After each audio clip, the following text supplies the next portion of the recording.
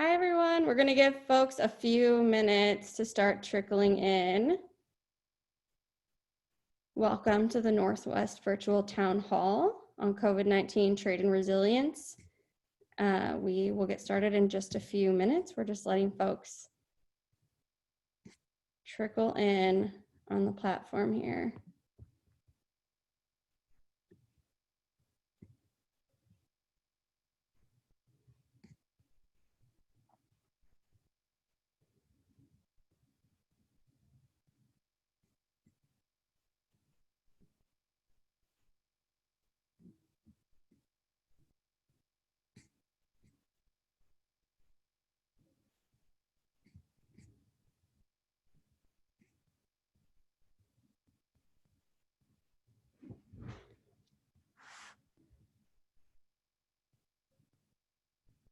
Hey, everyone.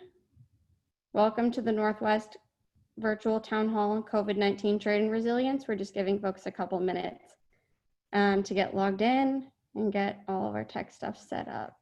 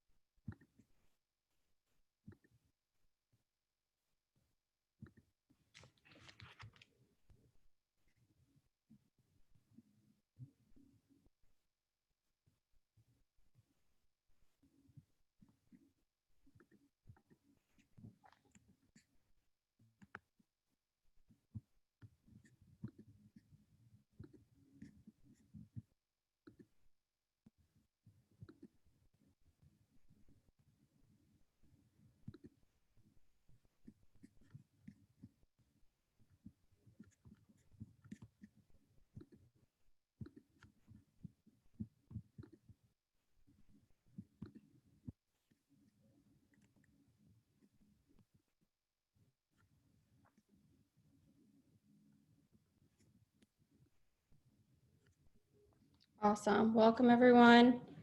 We're giving folks just a couple minutes to get trickled into the platform before we get started.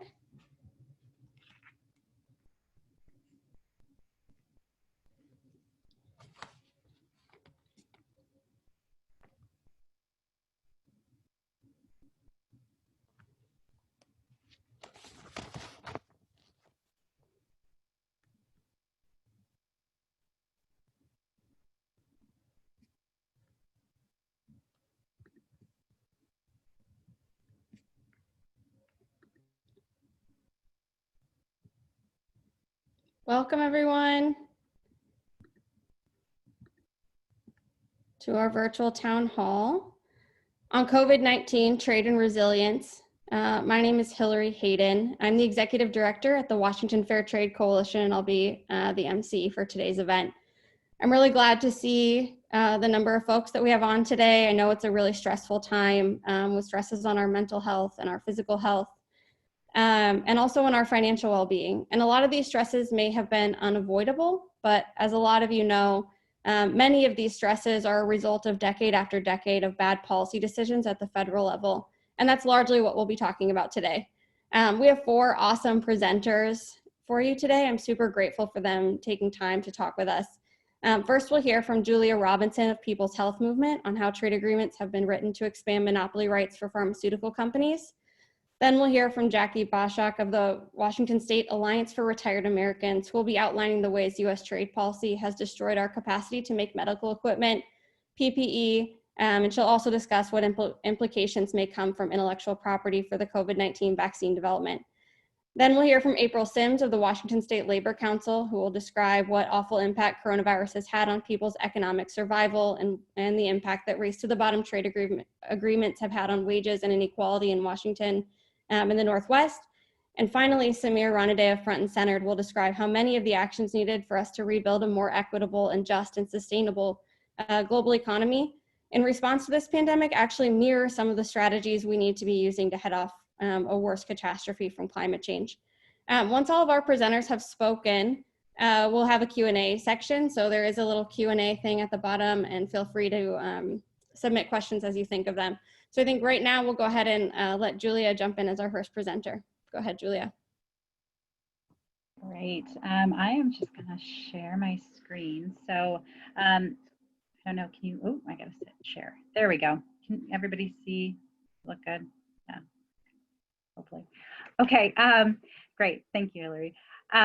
So as Hillary mentioned, my name is Julia Robinson. I am part of the People's Health Movement USA. I also am active in the People's Health Movement globally. We're a grassroots global organization working for health for all, doing everything from very local level advocacy projects to national, international policy making. So looking at trade and health is definitely one of the things that People's Health Movement US is focused on. And I'm going to present today a little bit about intellectual property, drugs, and devices. And then we'll tie that into kind of what's happening with COVID-19 and how some of the trade agreements that are currently in place and other trade agreements that are being negotiated will impact access to care and devices for COVID-19. So we'll just jump right in. This image on the front slide here, and I apologies for those of you who aren't able to see the slides, is from the MSF Access Campaign, who do a lot of work on trade and health. Let me see. So I think that most folks understand when it comes to trade regulations, the deck is stacked, and it's not usually stacked in the favor of poor people. The bottom line overall, I could say, is that trade agreements are often written to make the rich richer at the expense of the poor. So intellectual property rights are a major tool to make this happen. And we'll kind of walk through a couple of different regulations that are commonly present in trade agreements that affect access to medicines and devices. So the major way that trade agreements use intellectual property regulations to protect the wealth of the wealthy is that they use patent laws. So patent laws can be applied to everything from medicines to devices, and they usually mandate lengthy monopoly periods. So when a multinational corporation comes up with a new device or a new medication, they will be able to have a monopoly on that to protect their right to make profit off of it, sometimes for 20 years or more. And so like with any time that there's a monopoly, that often means that pharmaceutical companies can charge whatever they want because they're the only ones that are able to provide this device or this medication. Now, one kind of insidious way that trade agreements can perpetuate this inequality is that they write in these evergreening provisions. So this means that drug companies, pharmaceutical companies can make very small changes to their device or their medication and renew their patent. So this could be something as simple as dosage. It could be a tiny, non-tangible way that the medication is effective. They might change one ingredient that doesn't actually change the efficacy of the medication, but it can provide kind of an avenue for our pharmaceutical companies to renew their patents to make sure that no one else can come in, no generics, no other companies that would be able to charge or to be able to produce this device or this medication. So we often hear things about intellectual property protecting medications, but it can actually be applied to devices too, which has a huge impact on what we're seeing with COVID-19 right now. So the classic example where intellectual property has really hindered the ability of poor people to be able to access medications, life-saving medications, comes from HIV drugs. This image that I'm showing on the screen right now comes from ACT UP New York. And they did a lot of activism in the 80s and early 90s trying to make HIV medications more accessible to the people who needed them the most. So that was everything from people in the US, but it also applied later on to international populations, especially in Africa, where HIV really ravaged the continent for many years before drugs became affordable and accessible. So in the early days, HIV drugs could cost $10,000 a year for a patient, or even more than that. And once the effect of all of this advocacy of people rising up to say that this is not ethical, that this is not right, it is not just, pharmaceutical companies had to kind of cave under that pressure and remove patents for on their HIV drugs.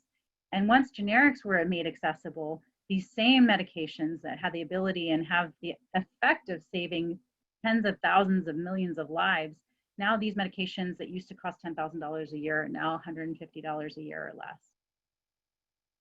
So looking at how this intellectual property, how are these regulations going to affect what's happening with COVID-19?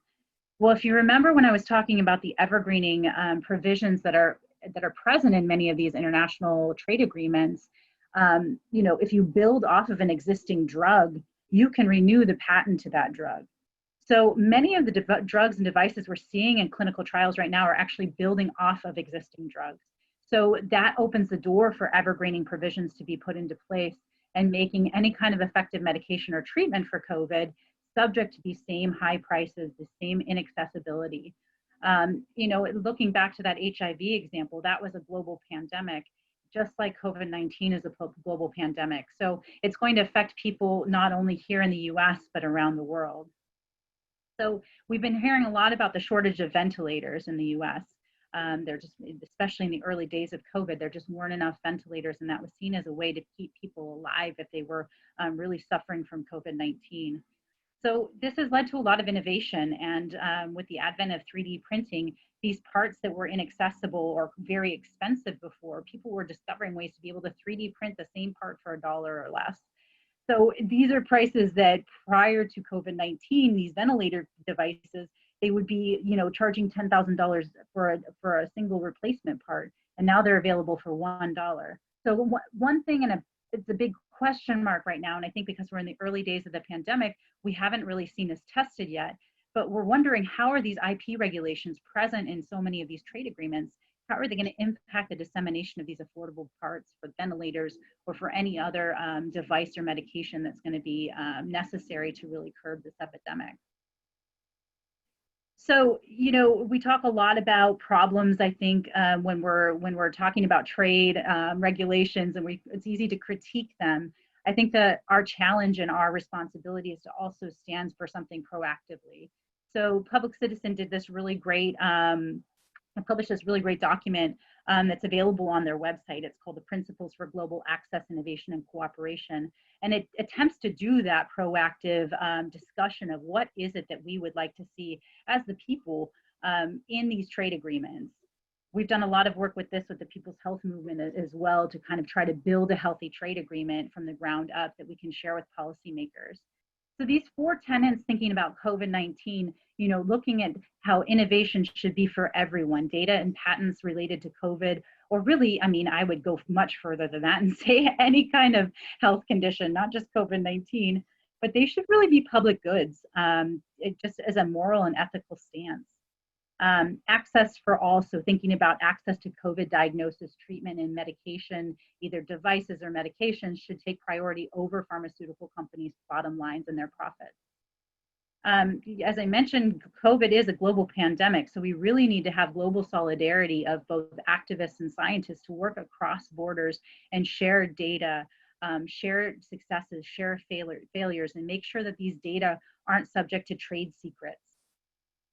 Finally, we call for good governance, thinking about, again, this global solidarity principle, tying that into how we're actually doing the business of creating policy and ensuring that there's equity, transparency, and participation present at every step of COVID policy making along the way. So I'm going to stop there. We have a lot of really, really amazing speakers tonight, so I want to make sure that everybody has as much chance as possible to share and then to be able to ask questions.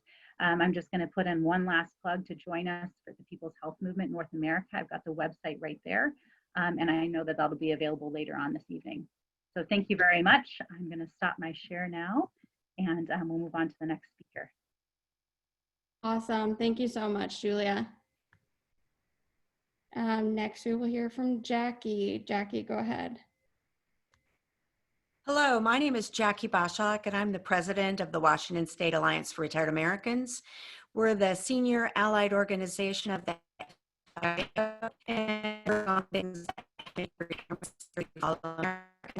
obviously our concerns right now.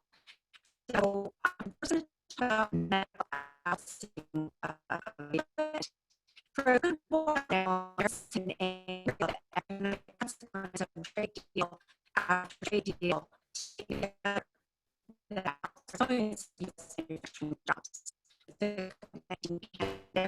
Now Hey, also Jackie. seeing, Hey, Jackie, hello? we're having a hard time hearing you clearly. Okay. Is this better? If I Right now get closer, it is. is that better? Right now it is for me. Yeah. Okay. Well, hopefully you interrupt me again if you can't hear me, okay? I will think that. All right.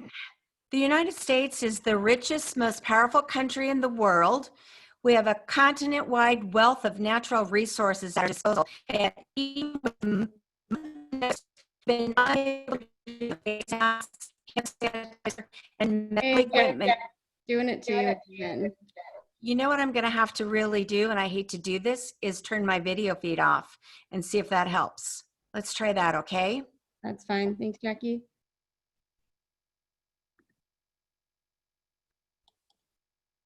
So is this better? You sound good right now. All right. I was worried about this. There's no question in my mind that the ineptitude Jackie,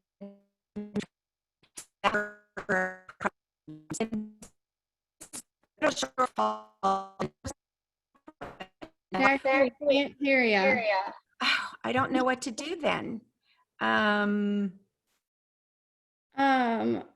Yeah, I see from folks it's really choppy. So, is there a way, Jackie, that you could call in from your phone?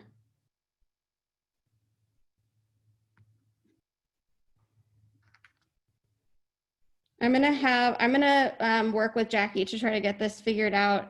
April, are you ready to present while I work on tech stuff with Jackie? Sure, happy to. I Awesome, once thank spent you. 13 hours in a Zoom meeting, so I'm familiar with problems with technology. No problems here. Yeah, thank you for that. Good evening, everyone. I'm April Sims. I use she, her pronouns. I'm proud to serve as the Secretary Treasurer of the Washington State Labor Council, AFL-CIO. We're the umbrella organization in Washington State. We represent about 600 different locals and affiliates and over 500,000 workers all across the state of Washington. Part of our racial equity work, we includes doing a land acknowledgement before all of our public meetings. So if it's okay with you, Hillary, I would like to take a moment and just recognize that no matter where you are and how you're participating in tonight's meeting, that we are all on Indigenous land, the traditional land of our tribal sisters, brothers, family, and friends. I live and currently am working on the traditional land of the first people of Tacoma, the Puyallup tribe. And I want to take a moment to honor their elders, past and present, for their stewardship of this land and its people. I want to thank them for allowing me to live and work on their land, and would invite you all to take a moment to consider the many legacies of violence, displacement, migration, and settlement that bring us all here tonight. I'm really honored to be a part of this panel and excited to be joining this conversation and talking about economic resiliency. I'm going to set my timer because anyone who knows me knows I don't know how to make a long story short, but I do my best to keep it interesting. I think the first part of this conversation has to acknowledge that for many Black Americans, resiliency in the face of crisis is a familiar constant. It's a fundamental part of my family's history and a fundamental part of many of the families that I know's history. My grandparents were sharecroppers in rural Louisiana, which means they, like all the generations before them, picked cotton just to survive. And when my grandfather learned that the landowner was shorting some of the families on the crop payout, he got the other farmers all riled up. I like to think of him as a union organizer. But as you can imagine, the landowner didn't like that much. So he sent some men to the house and they drug my grandfather out to the whipping post, intent on making an example out of him. And he escaped narrowly, but he knew that if they found him, they'd lynch him for sure. So he and my grandmother and the 5 kids went into hiding, and they made their way to northern Louisiana, where my grandmother's family told him they could stay, but only if my grandfather could learn to keep his head down and his mouth shut. And, you know, he dreamt of a better life, you know, not just for him, but for his children and his children's children. And he knew that he couldn't raise his family with any dignity in the violent and the segregated South. So he left my grandmother and the children in the safekeeping of her family, and he migrated to Seattle in search of social and economic justice. And here, for the first time in his life, he earned a fair day's pay for a hard day's work. And he lived a life of dignity with his head held high. But I talk about my family's history because while we're facing some novel challenges with the COVID-19 crisis, the core of these challenges is familiar for many of us. For those of us too often pushed to the margins of our society, the dual health and economic crisis we face overlays hundreds of years of systemic disenfranchisement. Profit is prized over human beings. The most vulnerable among us are ripe for exploitation, and policy choices are manufacturing artificial scarcity. Now, not all of the hardships we're facing right now are the direct result of trade policy, but without question, trade policy has a far-reaching impact on our families and on our communities. Our trade deals have been one of the biggest drivers of economic inequality in America so far this century. Washington alone has lost over 86,000 jobs to outsourcing or displacement since NAFTA and WTO, nearly 34,000 of those in manufacturing. And this outsourcing has put a real downward pressure on wages and benefits of the jobs that are left. One study estimates that the downward pressure on wages and benefits caused by outsourcing costs the majority of American workers a net $3,300 each year.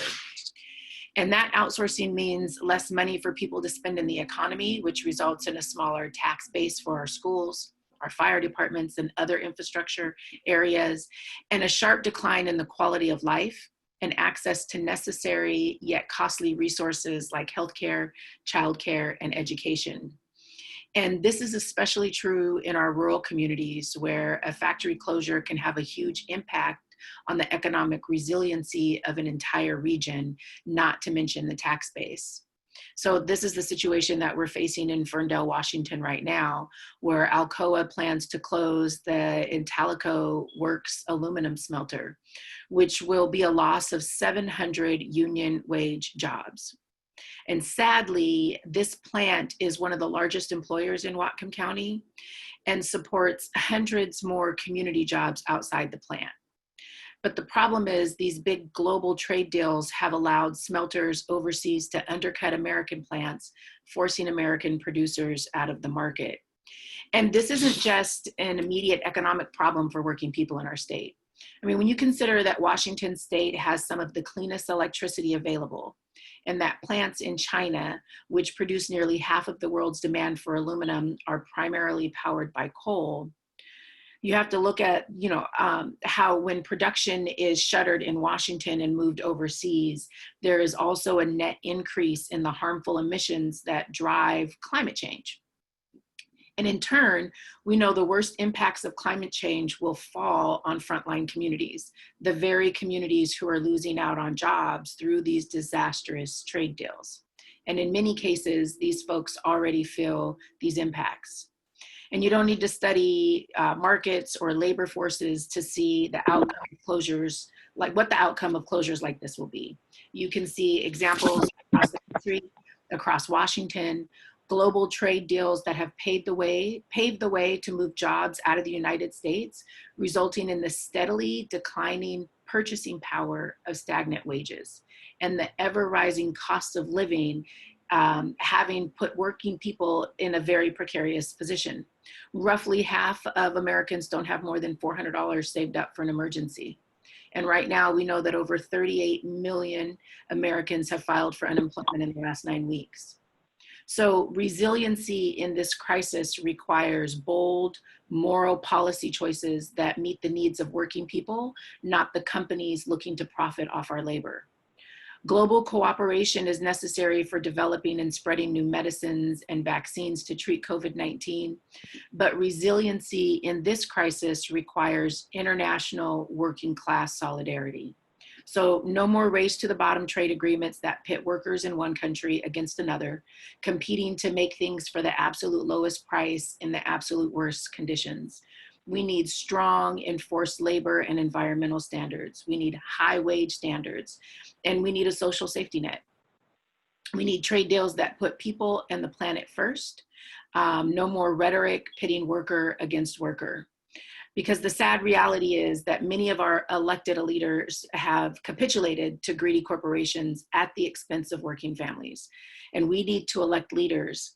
And if they aren't supporting working people, then they don't deserve our support. So 2020 is in many ways the election of our lifetimes. I know many of us have heard that before, but with COVID-19, already the sky high stakes are even higher. Working people hold tremendous power at the ballot box, and we need to exercise that power and fight the forces that threaten our resiliency in times of crisis. So the Washington State Labor Council is launching our Labor Neighbor program, where union members talk to other union members and their families about who we've endorsed and why, what's at stake for our communities in this election, and how they can help create the change we need to see in order to guarantee workers have a voice in our fate and our communities have what they need to thrive. So I want to thank you for letting me join this conversation tonight, and I'm looking forward to the work that we will do together. Thank you, Hillary. Awesome. Thank you so much, April. I think that we got Jackie's tech stuff sorted out. Jackie, go ahead, and there you go. Go ahead, Jackie. So, can you hear me okay now? In this moment, you are all set.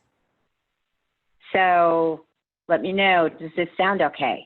I will absolutely let you know if I Okay. can chat to you again. All right. So I'm holding my cell phone while I'm talking, so you have to let me know if my cell phone drifts down and all of a sudden I don't come in loud enough, okay? I will definitely do All that for right. you. Go ahead. Okay, so we're going to start again.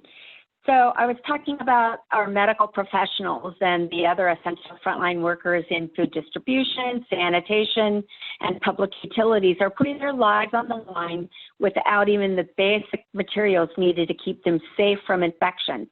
This is the direct and predictable result of policies that have helped corporations outsource manufacturing to wherever workers are the most exploited and environmental regulations are the weakest, in order to create supply chains that have prioritized profits over all other considerations.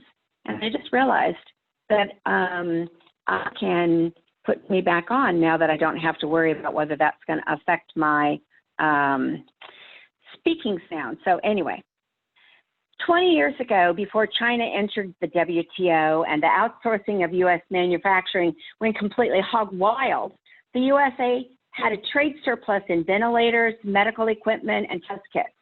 But as of last year, those had all shifted to multi-million-dollar trade deficits, according to the data from the U.S. International Trade Commission.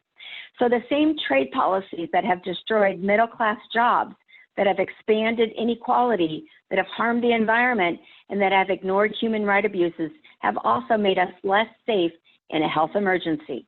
We used to be capable of making PPE and ventilators and whatnot right here at home, and had factories that might have been able to upscale production when needed.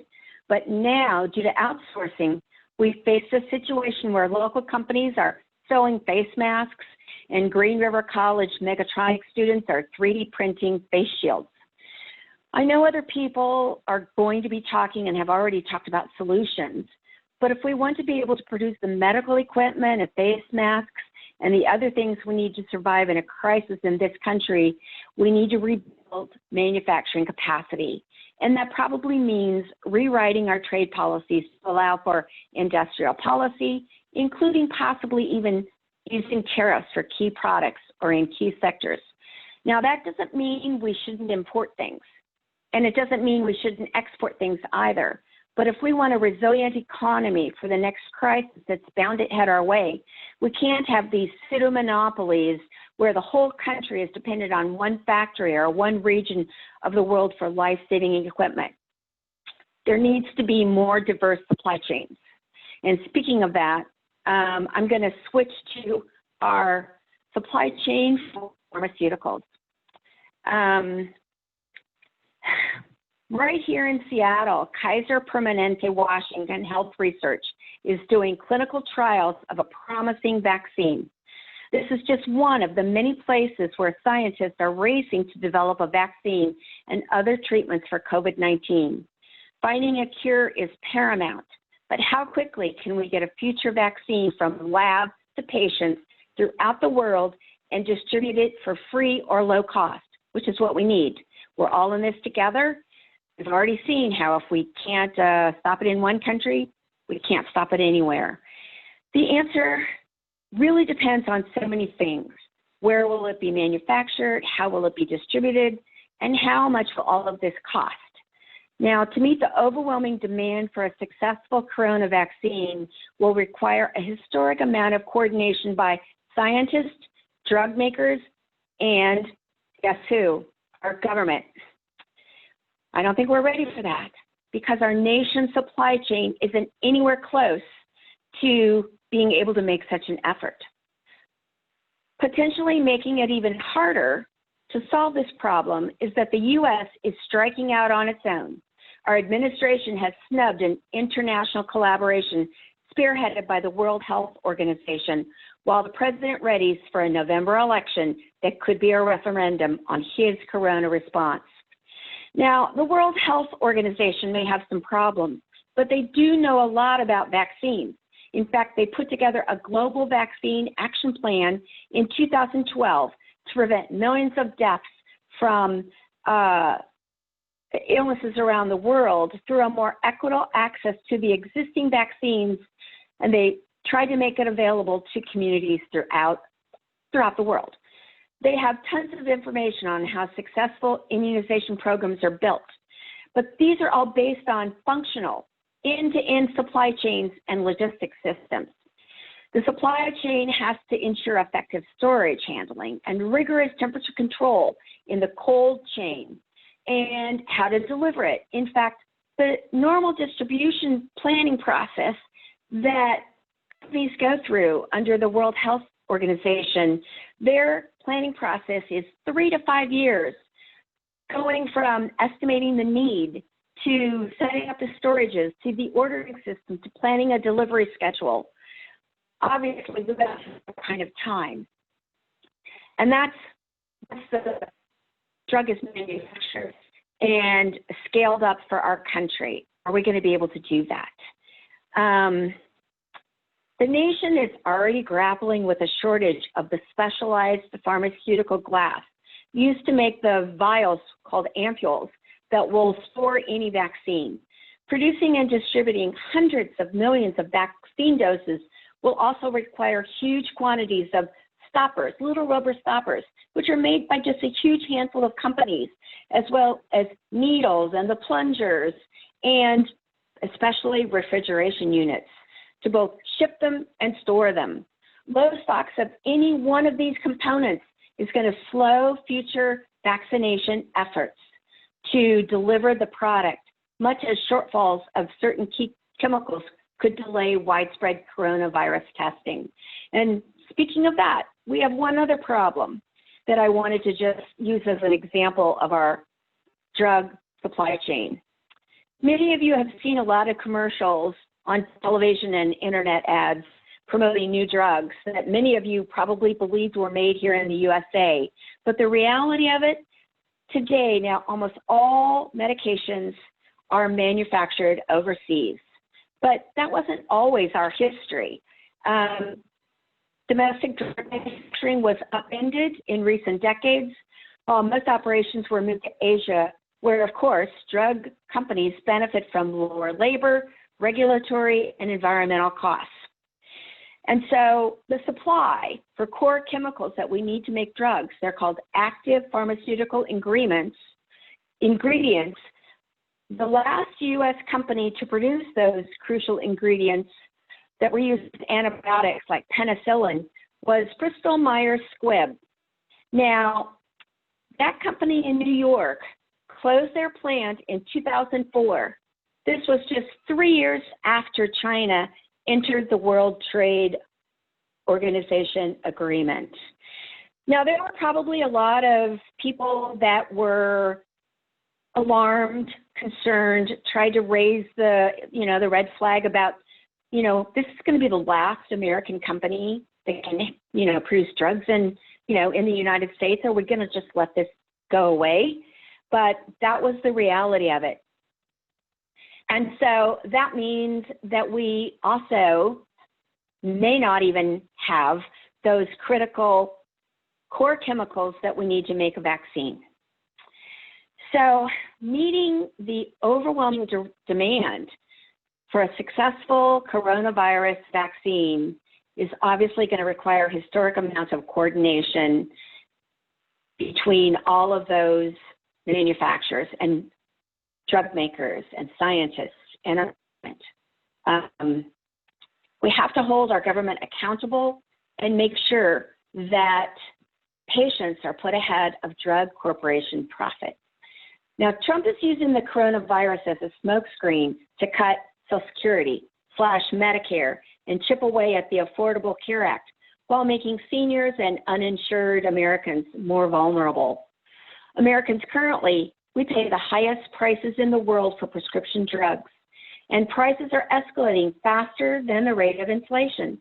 Just in 2020, the average price increase for all prescription drugs rose 5%.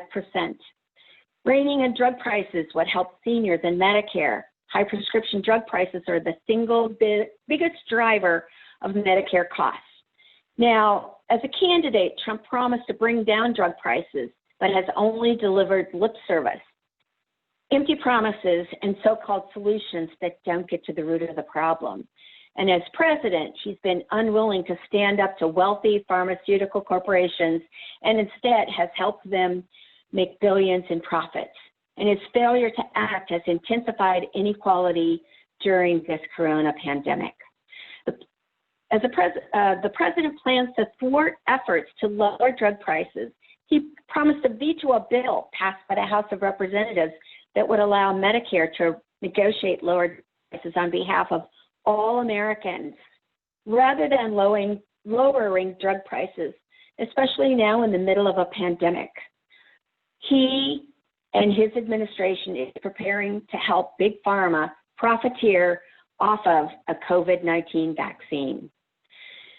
Requiring Medicare to negotiate lower drug prices on behalf of Americans must be a part of any prescription drug proposal, along with the obvious different trade policies required. We need our government to negotiate prices on everything that we need to meet the COVID pandemic.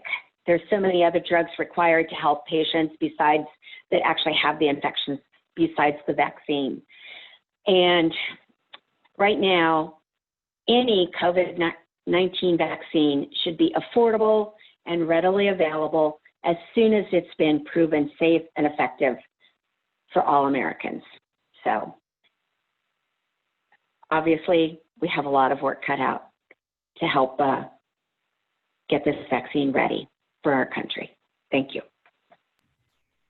Awesome. Thanks so much, Jackie. I'm glad I could hear you the whole time, so I'm glad it seems like everything's sorted out. Okay. Glad that we got my phone to work. Thank you.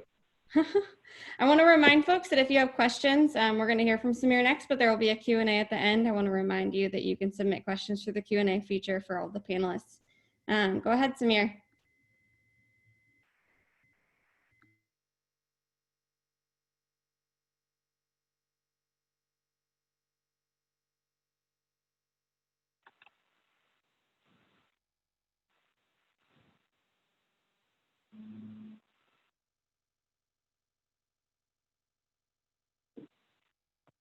Hey, I'm sorry.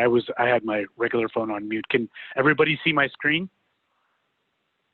Great. Hey everyone, my name is Samir Wadaday. I am the senior organizer, I just got a title change. I'm the civic engagement and policy manager for Front and Centered, and I'm really excited to go clean up.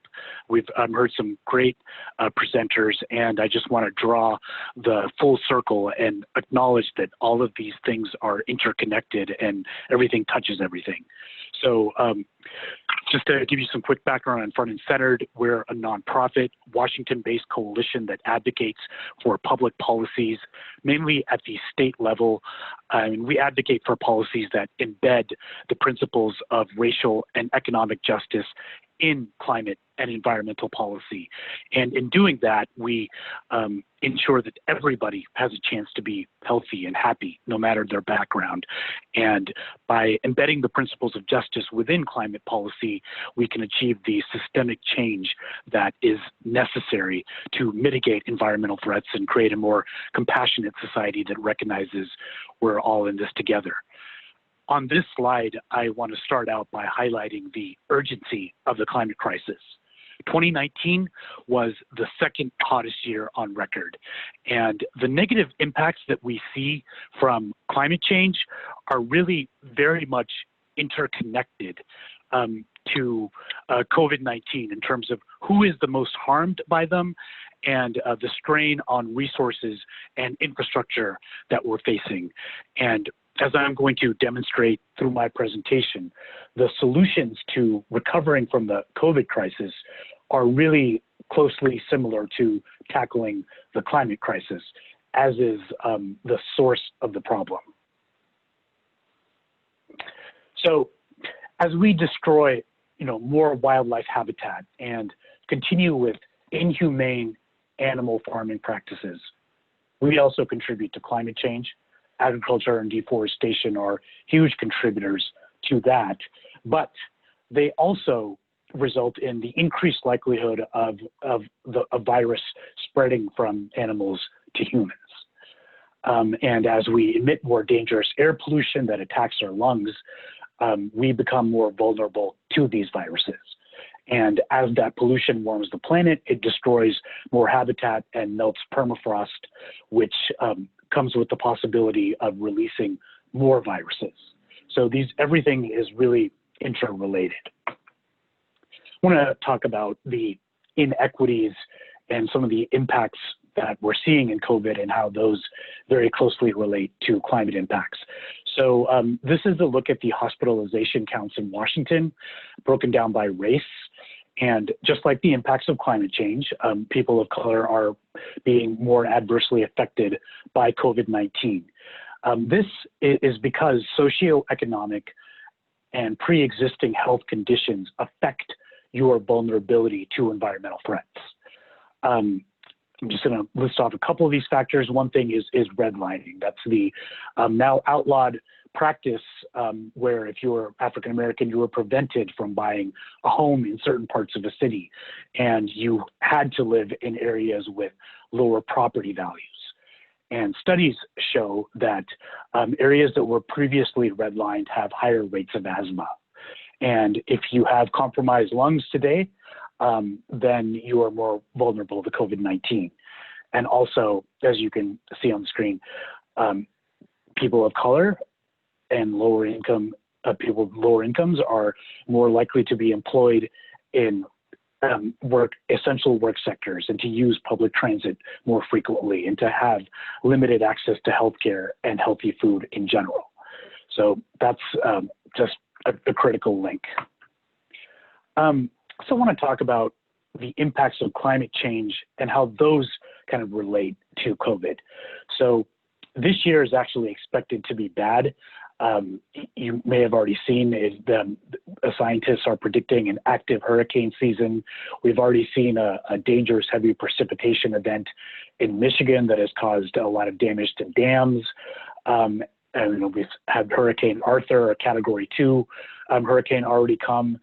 And in our state, it's anticipated to be a harder wildfire season, a harsher wildfire season. We've already experienced 3 times the number of wildfire burns so far this year. And just imagine a wildfire, raging right now over the summer, near a hospital or a nursing home, and it billowing plumes of smoke that travel hundreds of miles to other parts of the state and choke the lungs and make you more vulnerable to COVID, and also cause harm to people who have to work outdoors, like farm workers. And we've already seen where farm workers have experienced layoffs or other struggles in past wildfires due to the smoke causing outdoor health problems, as well as just blocking the sunlight, which affects agricultural growth. So in so many ways, climate change just multiplies the existing problems. And a lot of the things that we're seeing from COVID in terms of how society has reacted, the breakdown of our infrastructure systems.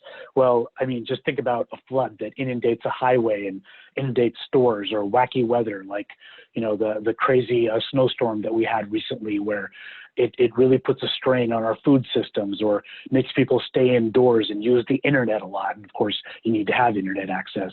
And then, you might lose your job in a climate event, just as you've lost your job in a COVID event. So there's these things are again linked, and as are the solutions, which I'll get into here. So, like some of the things that April touched on about the impacts of COVID-19 have basically just exacerbated existing inequities, or exposed the existing inequities that we face, and the overall problems that we face. And so getting out of the COVID crisis is protecting the people who are adversely impacted right now by virtue of their job, and not having adequate protections, or not having health care. And transitioning out of the COVID crisis in a fair manner, the steps that we must take to do that are the same as the steps that we need to take to transition away from our dirty extractive economy. And that's particularly so because of the job creation element that will occur by policies like the Green New Deal. The Green New Deal, at the end of the day, is a significant job creation program, and it creates jobs that make our planet better. What it basically does is catalyze investment. It catalyzes investment in protecting our natural resources, expanding the generation of renewable energy through market price reforms, public subsidies, and regulations. And along with these investments, it's designed to achieve the benefits that you see there. And that is, ensuring everybody has a safe place to live. That is something that we should expect out of our society. That's such a basic need. And healthcare, I mean, we're already seeing how the effects of any environmental threat really makes you especially vulnerable if you don't have healthcare. And there are going to be significant climate impacts coming in the days ahead. And so everybody deserves healthcare, and that also, reduces costs on the overall system. Economic security, the Green New Deal, through partnerships between government agencies, the private sector, universities, community colleges, and labor unions, can ensure that anybody who wants to find a job can find a job in the work of environmental restoration and building clean energy. And so these types of steps, I mean, had we already begun taking them now, like the guarantee of healthcare or the economic security of ensuring somebody has a high quality job, then people would have been protected, or people would have, like they wouldn't have been worried about COVID as much if they would have been able to have healthcare, and maybe they would have been less vulnerable to it. So the Green New Deal is a policy that is largely taking place. I mean, we ultimately need a global Green New Deal, but the thing that a good target for us to focus on is a federal Green New Deal. And my organization, we mainly focus on state policies. And I'll talk in a moment about why state policies are crucial in and of themselves and how that can support federal policies. But here, I want to focus on what we anticipate the legislature is going to do. There's talk about coming back for a special session to address the COVID crisis. And one key point I want to emphasize is that any cuts to programs, state programs that are designed to combat poverty, protect workers, and support healthcare are actually going to take us backwards. So that will make the COVID problem worse for the reasons that I've demonstrated.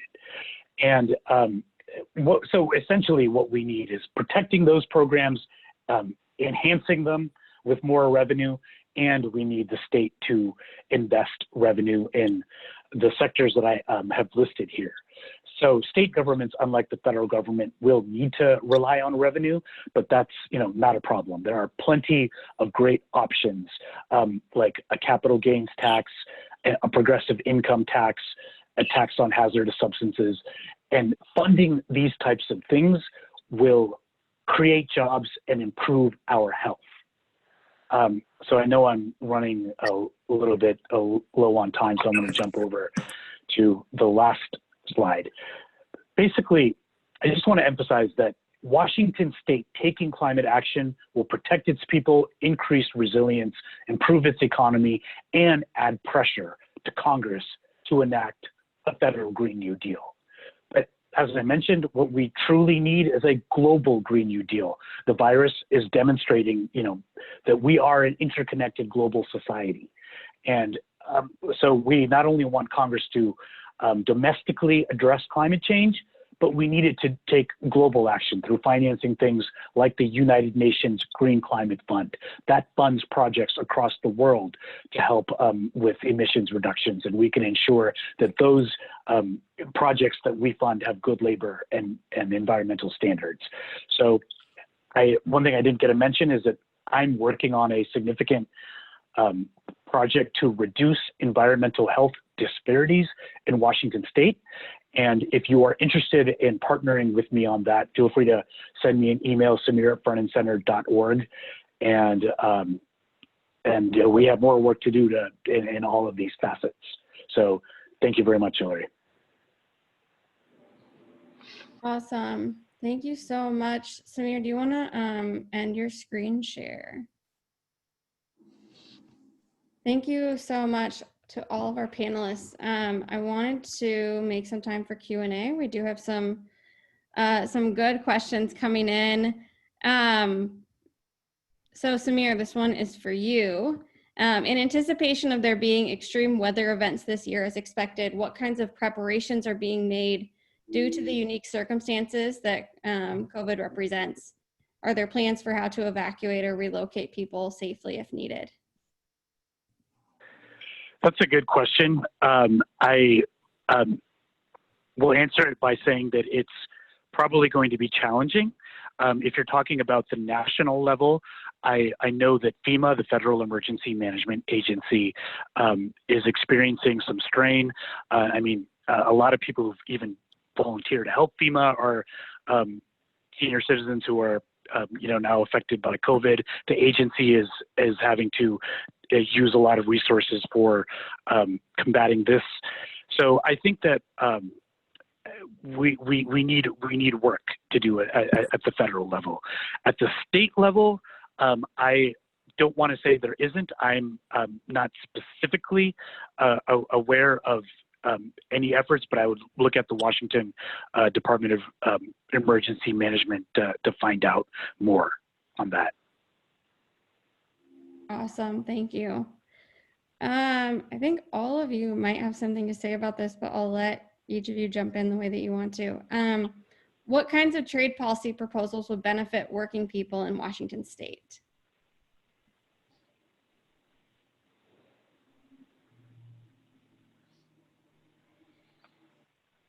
I'll go. Hi, everyone. This is April Sims again.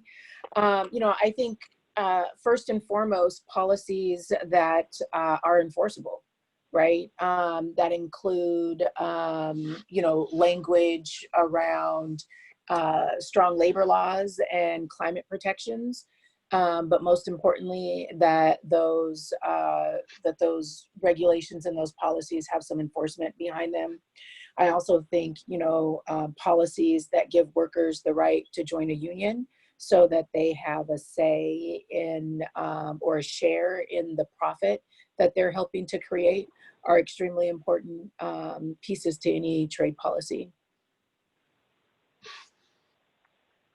And I'm sure my fellow panelists have much to add.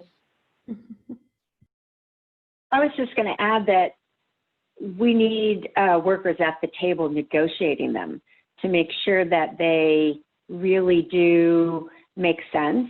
I mean, really, our nation needs an industrial trade policy, and we need to look at what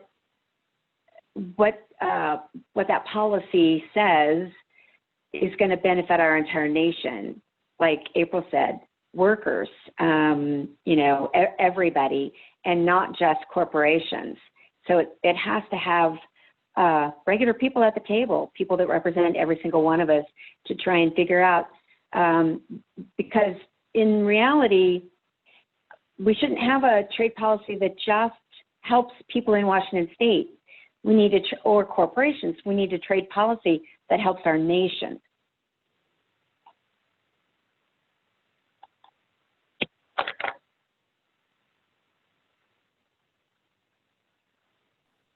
Hi, everybody. This is Julia. I think that we all probably touched on something that is going to help Washington workers. I think that, whether we're talking about climate change, whether we're talking about access to medicines, these are really systemic problems that have, I think that COVID really exacerbated things that were already there, right? We were having these same issues with access to medicines, with pharma companies really keeping all the profits at the expense of the health of the people. These were present long before COVID.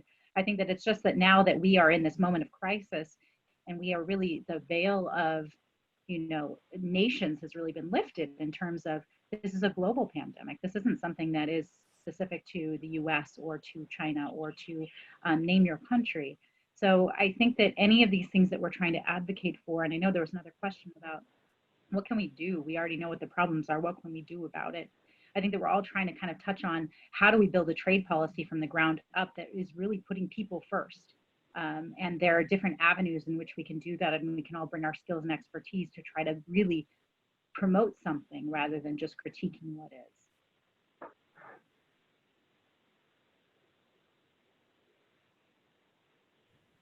Awesome. Thank you, Jackie. Samir, do you want to jump in on that one? Yeah, I would just say it's standards. I mean, kind of like April mentioned, enforceable standards, and the same, at least any project that is funded or receives subsidies or tax credits from the government should have to come with labor standards. And I think that, I see no reason why that can't apply internationally as well as domestically. Awesome, thank you. Yeah, I know, like many folks have said, and I know there's been a couple policy initiatives in Washington State, even just this year, where we've been grappling with that question, like how do we level the playing field for workers in the U.S. and workers in other parts of the world? How do we make sure that other countries use the same standards that some of our workers are subject to? And I think there's a lot of dialogue to still be had about how we do that. I think this question, Jackie or April will be the best ones to answer it, but whoever wants to can jump in. It says, what parts of the medical supply chain should be federalized? What needs the overarching hand of government control, either temporarily, right now, or always? And then if you all have an opinion about the Medical Supply Transparency and Delivery Act, this person is wondering what you think of it. I guess I can go first. I think our trade policy has really shown how badly we're communicating with the rest of the world, how badly we're working with the rest of the world. And it's not that the United States should just hoard everything that we've got, but we need to work better with the rest of the world. And we also need to make sure that if there are things that we need to be ready for future pandemics, for future emergencies, that we have the mechanism at home to either manufacture them right away or the ability to quickly retool and, reconfigure to do that. And so we have to maintain the manufacturing capability to do that. And so if that means that we don't, it means we can't be so dependent on that slave labor in China and the ones that are exploited. So it does mean that we need to look what it's going to take to move a lot of things back into the United States in a way in which, that we can actually afford to do it. And it means that that probably in the short term, at least, Americans are going to have to pay more money, but at least we'll have the security for future emergencies like this. And the other thing is there's places around the world that have things that other, countries don't have. And so if we cooperate better, so that there's not just one place. China should not be the only place that's creating those. We need multiple places around the world. So we just, and that also means if we had other suppliers that there wouldn't be that race to the bottom all the time to try and get the cheapest prices. And so I think that, yes, for right now, we need to do what we can, but in reality, if we were cooperating with all of the other countries that have been significantly impacted by COVID that have manufacturing capabilities, our supply chain wouldn't be so broken. But we just need to make sure that we have policies in place where we don't have this situation occur in the future. And I think that there's a lot of pieces of legislation that will address certain aspects of this broken supply chain, but I'm not sure if any one piece is going to be enough. I think we need to rethink our whole trade policy from top to bottom, as all of the speakers have talked about. It's impactful in so many different ways, not like Julia said, these bad trade policies have been around a lot longer than COVID-19.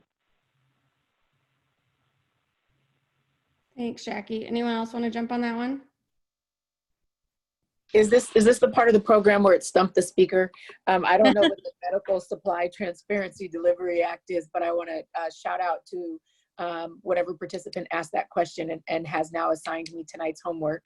I think, without knowing the specifics to the act, I will just say that as long as we have a model that allows corporations to make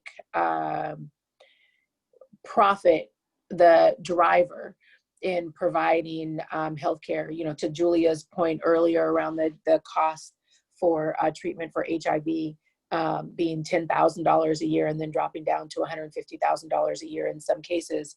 I mean, as long as we are allowing corporations the right to gouge and to prioritize their profits, we're going to continue to see problems.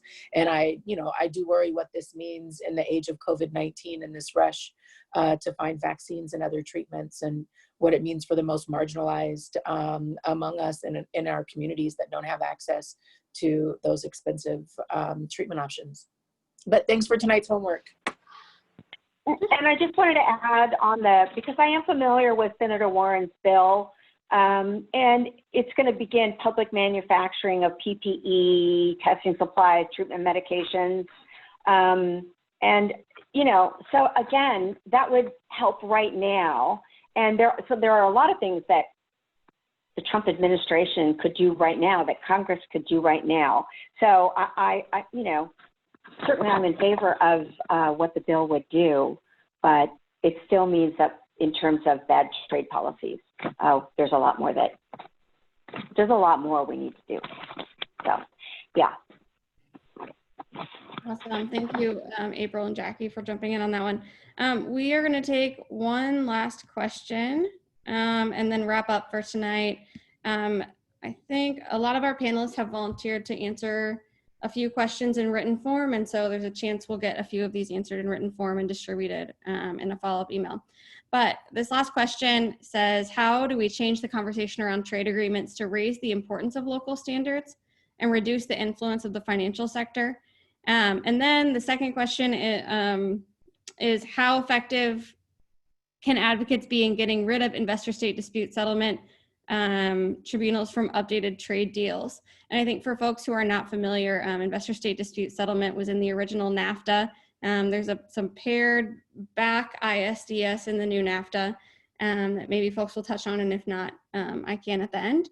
But investor-state dispute settlement was basically a court system that was set up to allow businesses from other countries to sue governments over regulations that kept them from making money, not just for the amount of their investment in a country, which might be reasonable, but for all of their expected future profits that they would have made had they been allowed to keep operating in the market. So anyone who wants to jump on those questions, go ahead. I can maybe speak briefly to this. You know, ISDS is kind of one of the major hooks that we've had as advocates looking at just trade policies. I think that a lot of people look at investor-state dispute settlement and think, gosh, that is unfair that a country can sue, that a corporation can sue a government for enacting either public health laws or environmental regulations or anything else. So I think that we've actually made a lot of progress in ISDS. We have a long way to go. And I think that part of it is just educating the public about what these policies are. I think once people hear them, they're like, no, I don't agree with that. I don't think that that's right. And that comes from across the political spectrum. It's a really interesting area of policy development, because the only reason that ISDS exists is to protect the profits of corporations. And most people think that that's unfair. So I think that the first step is just to, like I said, educate. I think that trade policies are written intentionally to be really dense and really hard to understand. Any kind of macroeconomic policy is really written in that way. And so once we can unpack and understand what these regulations are that are being built into these systems where the people aren't even asked to be at the table, I think that we have a lot of power, people power, to try to change the direction of how these trade agreements are written. So that would be one thing that I would say. And I think that there has been progress. The new NAFTA really did dial back a lot of the ISDS regulations that was present in some of the negotiations around the Trans-Pacific Partnership, for instance. So I think that we just have to keep on marching on and keep on working and keep on educating and keep on raising our voices against it. I could speak to maybe the first part. So the second part, like, yeah, that's definitely not in my wheelhouse. But just in general, like on the subject of local standards and reducing the influence of the financial sector, somebody mentioned Senator Elizabeth Warren earlier, and that just triggered me to think about, she has a lot of proposals around Wall Street regulations. And I think applying those types of regulations to financial institutions that fund international projects, or having strings attached to the making sure that they attach strings of labor standards to any project that they finance. And I think there's, regulations that the U.S. government could do to every bank within its purview and require that. But going back to a thing I mentioned earlier is the United Nations Green Climate Fund. The United States has the greatest responsibility to fund that due to our largest contribution to climate change and the multiple billions of dollars that I hope we invest in that annually will have all of strong labor standards in the projects that it funds across the world. So I think that is going to be a key thing. And then, probably lastly, just domestic and state, countrywide, statewide, we need to tie all projects that are funded, at least by the government, to strong labor standards. And by doing that, I think will help. Awesome, thanks, Samir. I wanted to touch just really quickly on some of the investor-state dispute settlement stuff. In the new NAFTA, we won't have investor-state dispute settlement with Canada anymore. That's some progress.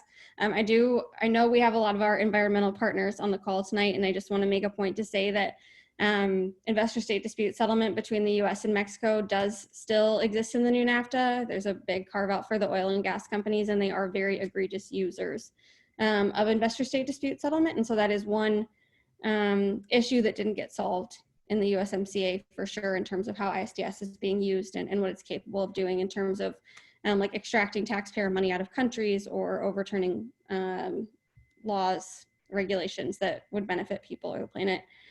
Yeah, awesome. So I wanted to kind of close our Q&A section. Like I said, I think some folks are going to answer questions in written form. So there's a few in here that we might get their written answers to and share in an email. I wanted to make a couple notes for folks that even though all of our speakers tonight have talked about the ways that trade policy has made our communities less resilient during the coronavirus pandemic, right now there are corporate lobby groups working to push for more free trade agreements in Africa and Europe and in South America, working on negotiations for the rest of this year that will continue to put our communities at risk. These companies want more intellectual property rights. They want new protections for trade secrets, and they want an even greater race to the bottom for wages and environmental standards. So we need your help breaking into the media narrative about coronavirus to talk about why profit-first trade deals are not acceptable for our communities or for the planet anymore. The good news, in my opinion, is that more people than ever before in the midst of coronavirus are paying attention to the ways that the global economy impacts them. And I think it's really worthwhile for us to try to grab a hold of this attention that people have on it with both hands. So over the coming days, I'll be emailing folks links to a few of our online action tools to submit a letter to the editor, to your local newspaper, talking just about how our bad trade policies have made our region less resilient in the face of COVID-19 and how trade policy needs to be different going forward. So if each of us takes a couple minutes to personalize one of those letters and get it submitted, we should get tons of them submitted across the Northwest. They're an awesome way of spreading ideas that we've talked about today, mostly because the letter section is one of the most read sections of any newspaper. And also because each and every congressional office in the US monitors the letter to the editor section in their newspaper just to take a temperature check on how their constituents are thinking and feeling. So when you get that submission tool, please take a moment to personalize it and submit it based on whatever you learned today that resonated with you. And a couple weeks from now, I'll get a follow-up email out with some links to LTEs that got published and also some op-eds that we're working on getting published as well. Like I said, this is a moment when so many people are paying attention, and I want to make sure that as many people get access to this information as possible. So I want to thank our speakers one more time for being on tonight. I want to thank folks who made time out of their night to attend, and thank you all the folks who asked questions. I think together we can make a real difference in taking on this corporate narrative surrounding trade and around COVID-19. Thank you all so much, and have a good night. Bye, everyone. Bye, everyone. Bye, everyone.